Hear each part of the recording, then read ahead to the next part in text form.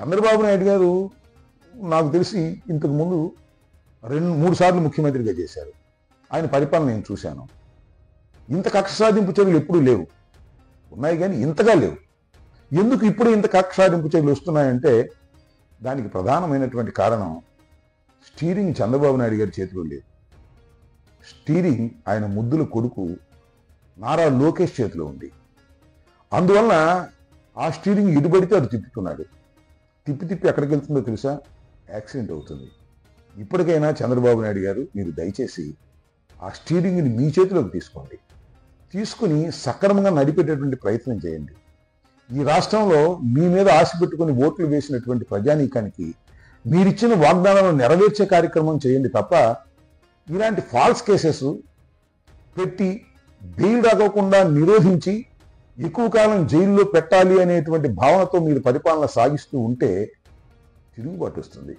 ఇవాళ చెవిరెడ్డి భాస్కర్ రెడ్డి కావచ్చు, లేదా మరొకరు కావచ్చు, వీళ్ళందరూ కూడా తిరుగుబాటుకు సిద్ధమవుతారు. ఎప్పుడు బలంగా ఉండరు, మీరు బలహీనపడతారు. బలహీనపడ్డప్పుడు ఈ తిరుగుబాటు చాలా స్పీడ్గా మీ మీదకు వస్తుందనే విషయాన్ని దయచేసి మర్చిపోకండి. చెవిరెడ్డి భాస్కర్ రెడ్డి మీద ఈ ఒక్క కేసే కాదు, ఇంకా ఎన్ని కేసులు పెట్టినా ఆ భాస్కరుడు ఇంకా ముందుకు వెళ్ళే మనిషే కానీ తప్పుకు పారిపోయే వ్యక్తి కాదనే విషయం మీకే తెలుసు. చరిత్రలో అనేక సందర్భాల్లో చూశారు. 2014 నుంచి 2019 వరకు మీరు అధికారంలో ఉన్నప్పుడు, ఆయన శాసనసభ్యుడిగా ఉన్నప్పుడు అతన్ని ఎంతగా వేధించారో, ఎన్ని కేసులు ఆయన మీద పెట్టారో ఒకసారి వెనక్కి తిరిగి చూసుకోండి. పోలీసులు కూడా ఈ సందర్భంగా నేను మనవి చేస్తున్నా. డీజీపీ గారి దగ్గర నుంచి ఎస్పీ గారి దగ్గర వరకు మీకు తెలియకోకుండా ఏదీ జరగదు. ఒక మాజీ శాసనసభ్యుడి మీదో, ఒక సోషల్ యాక్టివిస్ట్ మీదో, ఒక నాయకుడి మీదో కేసు పెట్టేటప్పుడు డీజీపీ దాకా కూడా చర్చిస్తున్నారు. కేసు పెట్టేటప్పుడు ఏ సెక్షన్ వేయాలో కూడా లోకేష్ గారు మీకు చెబుతున్నాడు. ఇది ఒక విచిత్రమైన దారుణమైనటువంటి పరిస్థితి రాష్ట్రంలో నెలకొని ఉన్నది. ఈ పోలీసు అధికారులందరికీ నేను మనవి చేసేది ఏమిటంటే, మీరు నిష్పక్షపాతంగా ఉంటారని నేను అనుకోను, కానీ ఇంతగా బరితెగించడం మాత్రం సమంజసమైన విషయం కాదనేది గుర్తుపెట్టుకోండి. ఇవాళతో అయిపోదు. బరి తెగించి ఇష్టం వచ్చినట్టుగా కేసులు పెట్టి నిర్బంధించి లోపలే నెలల తరబడి ఉంచాలనేటువంటి మీ కుటిలమైన ప్రయత్నాలకు తప్పనిసరిగా ఎక్కడో చోట విఘాతం కలుగుతుంది, రిలీఫ్ వస్తుంది.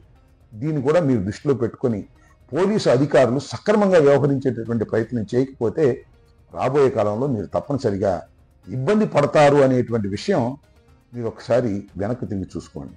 ఇప్పుడు చాలామంది ఐపీఎస్ ఆఫీసర్ల మీద కేసులు పెట్టారు. ఒక ఐపీఎస్ ఆఫీసర్ని అరెస్ట్ చేశారు. అంటే ఐపీఎస్ ఆఫీసర్ల మీద కేసులు పెట్టడం అనేది ఒక కొత్త సాంప్రదాయం వచ్చేసింది. ఐపీఎస్ ఆఫీసర్ని అరెస్ట్ చేసే సాంప్రదాయం కూడా వచ్చేసింది.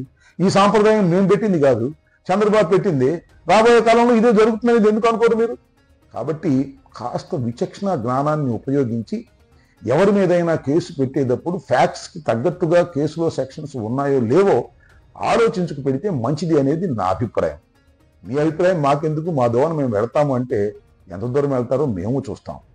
అందువల్ల నేను ప్రత్యేకంగా చెప్పదలుచుకున్నది ఏమిటంటే, చెవిరెడ్డి భాస్కర్ రెడ్డి అనేటువంటి వ్యక్తి మీద, మా నాయకుడి మీద మీరు ఫోక్సో కేసు లేదా ఎస్సీ అట్రాసిటీస్ యాక్ట్ పెట్టి అతన్ని అణచాలని మీరు ప్రయత్నం చేస్తున్నారే, అతను అణిచే వ్యక్తి కాదని, అణిగే వ్యక్తి అంతకంటే కాదని, అది వికటిస్తుందని, చెవిరెడ్డి భాస్కర్ రెడ్డి దానికి సిద్ధంగా ఉన్నాడని మీరు గుర్తుపెట్టుకోండి.